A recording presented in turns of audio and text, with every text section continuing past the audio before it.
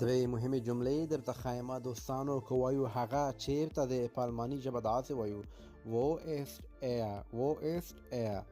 که وایو هغوی چیرې دي یا دوی چیرې دي، د زیاتو کسانو باره کې خبرې کوو، په الماني ژبه داسې وایو wo sind sie, wo sind sie. که وایو زه چیرته یم، په خپله چیرته یم، په الماني ژبه بیا داسې وایو wo bin ich, wo bin ich یا ich. دوستانو کله چې موږ له یو څخه زیاتو کسانو ته وایو تاسو چیرته یاستئ یا تاسو چیرته یئ، نو دغه جمله په الماني ژبه څنګه ویل کیږي تاسو یې په کمنټ کې ولیکئ.